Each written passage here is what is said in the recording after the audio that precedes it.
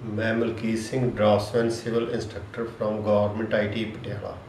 ਬੱਚਿਓ ਅੱਜ ਦੇ ਜੋ ਪ੍ਰੈਕਟੀਕਲ ਹੈ, ਪ੍ਰੈਕਟੀਕਲ ਦੇ ਵਿੱਚ ਅੱਜ ਅਸੀਂ ਅਰਥ ਵਰਕ ਐਸਟੀਮੇਟਿੰਗ ਦਾ ਚੈਪਟਰ ਹੈ, ਅਰਥ ਵਰਕ ਆਫ ਇਰੈਗੂਲਰ ਬਾਉਂਡਰੀਜ਼। ਜਿਸ ਤਰ੍ਹਾਂ ਤੁਹਾਨੂੰ ਪਤਾ ਹੀ ਹੈ ਵੀ ਕੋਈ ਵੀ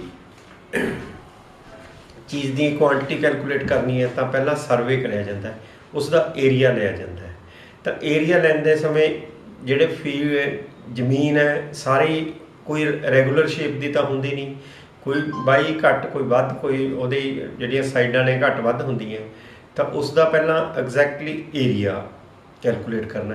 ਜਿਹੜੀਆਂ ਤਾਂ ਰੈਕਟੈਂਗਲ, ਕੋਈ ਸਕੁਅਰ ਜਾਂ ਟ੍ਰਾਇੰਗੂਲਰ ਸ਼ੇਪ ਦੀਆਂ ਹੁੰਦੀਆਂ, ਪ੍ਰੋਪਰ ਸ਼ੇਪ ਹੁੰਦੀ ਹੈ ਜਿਹੜੀ ਉਹਨਾਂ ਦੀ, ਉਹਨਾਂ ਦੇ ਤਾਂ ਏਰੀਏ ਅਸੀਂ ਪੈਟ ਫਾਰਮੂਲੇ ਨਾਲ ਕੈਲਕੂਲੇਟ ਕਰ ਲੈਣੇ। ਜਿਵੇਂ ਲੰਬਾਈ ਗੁਣਾ ਚੌੜਾਈ ਹੋ ਗਈ, ਲੰਬਾਈ ਗੁਣਾ ਲੰਬਾਈ ਹੋ ਗਈ, ਅਤੇ ਜੇਕਰ ਰਾਈਟ ਐਂਗਲ ਟ੍ਰਾਇੰਗਲ ਹੈ ਤਾਂ ਆਪਾਂ ਲੰਬਾਈ ਮਤਲਬ ਕਿ base into height divided by 2 ਕਰਕੇ, ਇਸੇ ਤਰ੍ਹਾਂ ਸਰਕਲ ਜਾਂ ਜਿਸ ਤਰ੍ਹਾਂ ਵੀ, ਜੇਕਰ ਕੋਈ ਪ੍ਰੋਪਰ ਰੈਗੂਲਰ ਸ਼ੇਪ ਹੈ ਜਾਂ ਪੈਂਟਾਗਨ ਹੈ ਜਾਂ ਹੈਕਸਾਗਨ, ਬਟ ਜਿਹੜੀ ਦੀਆਂ ਸਾਈਡਾਂ ਬਰਾਬਰ ਨਾ ਹੋਣ, ਜਾਂ 4 ਨਹੀਂ 3 ਨਹੀਂ 4 ਹੋ ਗਈਆਂ ਸਾਈਡਾਂ, 4 ਨਹੀਂ 5 ਹੋ ਗਈਆਂ, ਪੰਜਾਂ ਦੀ ਵੱਖ-ਵੱਖ ਸਾਈਜ਼ ਨੇ, ਤਾਂ ਉਹ ਜਿਹੜੀਆਂ ਫਿਗਰਸ ਨੇ ਉਹ ਇਰੈਗੂਲਰ ਫਿਗਰਸ ਬਣ ਜਾਂਦੀਆਂ, ਕਿਉਂਕਿ ਉਹਨਾਂ ਦੇ ਕੋਈ ਪੈਟ ਫਾਰਮੂਲਾ ਨਹੀਂ ਲਾਗੂ ਹੁੰਦਾ। ਸੋ ਇਸ ਲਈ ਅੱਜ ਅਸੀਂ ਇਰੈਗੂਲਰ ਬਾਉਂਡਰੀਜ਼ ਦੀ ਜਾਂ ਰੈਗੂਲਰ ਫਿਗਰਸ ਦੀ ਇਹ ਪਹਿਲਾਂ ਏਰੀਏ ਕੈਲਕੂਲੇਟ ਕਰਾਂਗੇ, ਤਾਂ ਏਰੀਏ ਤੋਂ ਬਾਅਦ ਅਸੀਂ ਉਹਨਾਂ ਨੂੰ ਉਹਨਾਂ ਦੀ ਡੈਪਥ ਕੰਸੀਡਰ ਕਰਕੇ ਉਸ ਦੀ ਅਸੀਂ ਵੋਲਿਊਮ ਕਿਸ ਪਰਪਸ ਲਈ, ਅਰਥ ਵਰਕ ਲਈ, ਵੀ ਅਰਥ ਵਰਕ ਕੈਲਕੂਲੇਟ ਕਰਨ ਲਈ ਅਸੀਂ ਉਸ ਦਾ ਵੋਲਿਊਮ ਕੱਢਾਂਗੇ। ਤਾਂ ਰੈਗੂਲਰ ਫਿਗਰ ਕੀ ਹੁੰਦੀ ਹੈ? ਉਹ ਫਿਗਰ ਜਿਸ ਦੀ ਪ੍ਰੋਪਰ ਕੋਈ ਜਿਓਮੈਟਰੀਕਲ ਸ਼ੇਪ ਨਾ ਹੋਵੇ, ਉਸ ਫਿਗਰ ਨੂੰ ਅਸੀਂ ਇਰੈਗੂਲਰ ਫਿਗਰ ਕਹਿ ਸਕਦੇ। ਅੱਜ ਅਸੀਂ 3 ਫਿਗਰਾਂ ਕੰਸੀਡਰ ਕਰਾਂਗੇ, ਤਿੰਨਾਂ ਨੂੰ ਅਸੀਂ ਫਰਦਰ ਡਿਵਾਈਡ ਕਰਕੇ ਉਹਨਾਂ ਦੇ ਏਰੀਏ ਕਿਸ ਤਰ੍ਹਾਂ ਕੈਲਕੂਲੇਟ ਕਰਨੇ ਮੈਂ ਡਿਟੇਲ ਵਿੱਚ ਦੱਸਾਂ। ਜਿਹੜੀ ਫਸਟ ਫਿਗਰ ਹੈ, ਜਿਸ ਤਰ੍ਹਾਂ ਤੁਹਾਨੂੰ ਸਕਰੀਨ 'ਤੇ ਦਿਖ ਰਹੀ ਹੈ, ABCDE ਅਤੇ F, ਇਹ ਇੱਕ ਐਲ ਸ਼ੇਪਡ ਫਿਗਰ ਹੈ। ਤਾਂ ਜਿਸ ਤਰ੍ਹਾਂ ਆਪਾਂ ਜਨਰਲੀ ਫਾਊਂਡੇਸ਼ਨ ਵਿੱਚ ਵੀ ਦੇਖਦੇ ਹਾਂ, ਤਾਂ ਫਾਊਂਡੇਸ਼ਨ ਵਿੱਚ ਵੀ ਇਸ ਤਰ੍ਹਾਂ ਦੀ ਕਈ ਵਾਰੀ ਫਿਗਰ ਆਪਣੇ ਕੋਲ ਆ ਜਾਂਦੀ ਹੈ। ਤਾਂ ਇਹ ਇੱਕ ਫਿਗਰ ਹੈ ABCDEF। ਇਸ ਦੀਆਂ ਵੱਖ-ਵੱਖ ਸਾਈਡਾਂ ਦੀ ਡਾਇਮੈਂਸ਼ਨਿੰਗ ਸਾਡੇ ਕੋਲ ਹੈ, ਮੇਜਰਮੈਂਟ ਹੋਈ ਵੀ ਹੈ ਅਤੇ ਡਾਇਮੈਂਸ਼ਨ। ਅਸੀਂ ਇਸ ਦਾ ਏਰੀਆ ਕੈਲਕੂਲੇਟ ਕਰਨਾ ਹੈ। ਤਾਂ ਏਰੀਆ ਕੈਲਕੂਲੇਟ ਕਰਨ ਦੇ ਲਈ ਨਾ ਕੋਈ ਪੈਟ ਫਾਰਮੂਲਾ ਤਾਂ ਇਸ 'ਤੇ ਲੱਗੇਗਾ ਨਹੀਂ, ਤਾਂ ਅਸੀਂ ਕੀ ਕਰਦੇ ਹਾਂ, ਇਸ ਫਿਗਰ ਨੂੰ 2 ਪਾਰਟ ਵਿੱਚ ਡਿਵਾਈਡ ਕਰ ਲੈਂਦੇ ਹਾਂ। 2 ਪਾਰਟ ਵਿੱਚ ਡਿਵਾਈਡ ਕਰ ਲੈਂਦੇ ਹਾਂ। ਇੱਕ ਦਾ ਪਾਰਟ ਦਾ ਨਾਮ ਅਸੀਂ T1 ਰੱਖ ਦਿੱਤਾ ਅਤੇ ਦੂਸਰੇ ਦਾ ਪਾਰਟ ਦਾ ਨਾਮ ਰੱਖਤਾ T2। ਜਿਹੜਾ T1 ਪਾਰਟ ਹੈ ਉਹ AGEF ਅਤੇ T2 ਪਾਰਟ ਹੈ BCDG। ਤਾਂ ਹੁਣ ਇਸ ਵਿੱਚ ਇਹ ਕੀ ਹੋ ਗਿਆ, 2 ਰੈਕਟੈਂਗਲਸ ਬਣ ਗਈਆਂ। ਅਤੇ ਅਸੀਂ ਕੀ ਕਰਾਂਗੇ, ਦੋਨਾਂ ਰੈਕਟੈਂਗਲਸ ਦਾ ਵੱਖਰਾ ਵੱਖਰਾ ਏਰੀਆ ਕੈਲਕੂਲੇਟ ਕਰਕੇ ਇਹਨਾਂ ਨੂੰ ਸਮ ਅਪ ਕਰ ਦਿਆਂਗੇ, ਤਾਂ ਸਾਰੀ ਫਿਗਰ ਦਾ ਇਹ ਏਰੀਆ ਸਾਡੇ ਕੋਲ ਆ ਜਾਏਗਾ। ਤਾਂ ਇਸ ਦੇ ਲਈ ਹੁਣ ਹੈ ਏਰੀਆ ਆਫ T1 ਕੈਲਕੂਲੇਟ ਕਰਨ ਲਈ ਸਾਡੇ ਨੂੰ ਪਤਾ ਹੈ ਇਸ ਦੀ ਲੈਂਥ ਹੈ 30 ਮੀਟਰ ਅਤੇ ਬ੍ਰੈਡਥ 15 ਮੀਟਰ ਹੈ। ਤਾਂ ਫਿਰ ਇਸ ਟ੍ਰਾਇੰਗਲ ਦਾ T1 ਦਾ ਰੈਕਟੈਂਗਲ ਦਾ ਏਰੀਆ ਕਿੰਨਾ ਹੋ ਗਿਆ, ਲੈਂਥ ਇੰਟੂ ਬ੍ਰੈਡਥ। ਇਹ ਤਾਂ ਆਪਾਂ ਪਤਾ ਹੀ ਹੈ ਵੀ ਲੰਬਾਈ ਗੁਣਾ ਚੌੜਾਈ, ਤਾਂ ਕਿੰਨਾ ਆ ਗਿਆ 30 ਇੰਟੂ 15 ਮੀਟਰ, ਕਿੰਨਾ ਹੋ ਗਿਆ 450 ਸਕੁਅਰ ਮੀਟਰ। T1 ਰੈਕਟੈਂਗਲ ਦਾ ਏਰੀਆ ਹੋ ਗਿਆ 450 ਸਕੁਅਰ ਮੀਟਰ। ਤਾਂ ਇਸੇ ਤਰ੍ਹਾਂ ਹੀ ਅਸੀਂ T2 ਜਿਹੜੀ ਸੈਕੰਡ ਰੈਕਟੈਂਗਲ ਹੈ ਉਸ ਦਾ ਏਰੀਆ ਕੈਲਕੂਲੇਟ ਕਰਦੇ ਹਾਂ, ਜਿਸ ਦੀ ਲੈਂਥ ਕੀ 30 ਮੀਟਰ ਹੈ ਅਤੇ ਵਿਡਥ ਹੈ 10 ਮੀਟਰ। ਤਾਂ 30 ਗੁਣਾ 10 300 ਸਕੁਅਰ ਮੀਟਰ, ਇਸ ਦਾ ਏਰੀਆ ਆ ਗਿਆ 300 ਸਕੁਅਰ ਮੀਟਰ। ਤਾਂ ਇਸ ਫਿਗਰ ਦਾ ਟੋਟਲ ਏਰੀਆ ਹੋ ਗਿਆ T1 + 2, ਦੋਨੇ ਰੈਕਟੈਂਗਲ ਨੂੰ ਐਡ ਕਰਕੇ 450 + 300 square metre is equal to 750 square metre. ਤਾਂ ਇਸ ਦਾ ਟੋਟਲ ਏਰੀਆ ਹੋ ਗਿਆ 750 ਸਕੁਅਰ ਮੀਟਰ। ਇਸੇ ਤਰ੍ਹਾਂ ਹੀ ਸੈਕੰਡ ਇਹ ਆ ਗਿਆ 750 ਸਕੁਅਰ ਮੀਟਰ। ਇਸੇ ਤਰ੍ਹਾਂ ਹੀ ਹੁਣ ਅਸੀਂ ਇੱਕ ਫਿਗਰ ਸੈਕੰਡ ਕੰਸੀਡਰ ਕਰ ਰਹੇ ਹਾਂ। ਇਹ ਹੈ ਇਸ ਦੀ ए बी बाही है 33 मीटर, बी सी बाही है 32.69 ਤੇ सी डी बाही है 20 मीटर, डी ए बाही है 30 मीटर। ਸਾਰੀਆਂ ਜਿਹੜੀਆਂ ਇਹਦੀਆਂ ਸਾਈਡਸ ਨੇ ਇਹਨਾਂ ਦੇ ਲੈਂਥ ਅਲੱਗ-ਅਲੱਗ, ਤਾਂ ਅਸੀਂ ਇਸ ਦਾ ਦੇਖਾਂਗੇ ਵੀ ਏਰੀਆ ਕਿਸ ਤਰ੍ਹਾਂ ਕੈਲਕੂਲੇਟ ਕਰਦੇ ਹਾਂ। ਇਸ ਫਿਗਰ ਨੂੰ ਵੀ ਅਸੀਂ ਪੁਆਇੰਟ ਸੀ ਤੋਂ ਜਾ ਕੇ ਅਸੀਂ ਇੱਕ ਪਰਪੈਂਡੀਕੂਲਰ ਏ ਬੀ ਤੇ ਕਰਤਾ। ਇਹ ਅਸੀਂ ਇਹ ਸਰਵੇਇੰਗ ਕਰਦੇ ਸਮੇਂ ਆਫਸੈਟ ਲਿਆ ਜਾਂਦਾ, ਤਾਂ ਇਸ ਤੇ ਪਰਪੈਂਡੀਕੂਲਰ ਡਰਾ ਹੋ ਗਿਆ। ਤਾਂ ਹੁਣ ਦੇਖੋ ਜਿਹੜੀ ਫਿਗਰ ਹੈ, ਫਿਗਰ ਦੇ ਵਿੱਚ T1 दो फिगरां बन गई, इस विच डिवाइड हो गई दो हिस्से, एक T1 हो गई, एक T2 हो गई। T1 एक रैक्टेंगुलर शेप बन गई तो T2 एक ट्रैंगुलर शेप बन गई।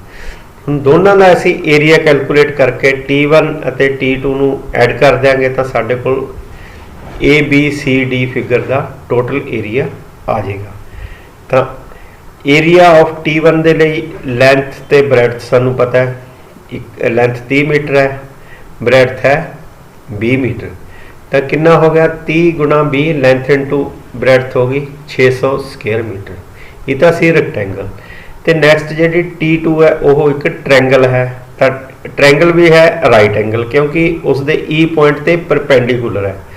तो एक सानू पता है भी राइट एंगल ट्रैंगल का एरिया किस तरह कैलकुलेट करीदा, एरिया ऑफ T2 जिस तरह अपन पता ही है भी राइट एंगल ट्रैंगल का एरिया ऐसे कैलकुलेट करते हैं base into height divided by 2। तो उस विच बेस है 13 मीटर तो हाइट है 30 मीटर। तो ऐसे इसनू 30 इंटू 13 डिवाइडेड बाई 2, ये आ गया 390 डिवाइडेड बाई 2, 195 स्क्वेयर मीटर। तो टोटल एरिया फिगर का आ गया 600 प्लस 195 795 स्क्वेयर। इस तरह हम फिगर नंबर 3 ये है, इस दियां 5 बाहियां ने, 5 साइडां ने, 5 साइडां दे ही अलग-अलग साइज़ ने। तो ये है A B 30 metre, B C 27 metre है, सी डी 21 मीटर है, डी है 24, डी ई 24 मीटर, तो ई ए है 22 मीटर। तो ना ही इन्हों का कोई प्रॉपर एंगल है, तो ना ही ये कोई प्रॉपर शेप है, ये भी एक इरेगुलर शेप है। तो असी इसका एरिया कैलकुलेट करने के लिए पॉइंट ई तो बी सी तो ई सी मिलाता। जेकर ग्राउंड ते है तो असी इन्होंने बाइयों मिला के असी चेन या इंची टेप नाल या किसी भी इंस्ट्रूमेंट नाल इस दियां बाइयों मेजर करके तो इन्हों की लेंथ आ गई ई बी की आ गई 23 मीटर तो ई सी की आ गई 24 मीटर। हम देखो जिस तरह तुहानूं डायग्राम में दिखाई दे रहा है, इस एक सिंगल इरेगुलर फिगर के 3 ट्रैंगल्स बन गए।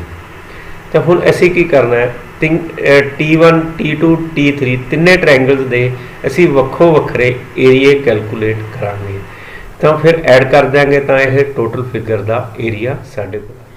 तो ये है हीरोज़ फार्मूला है जी।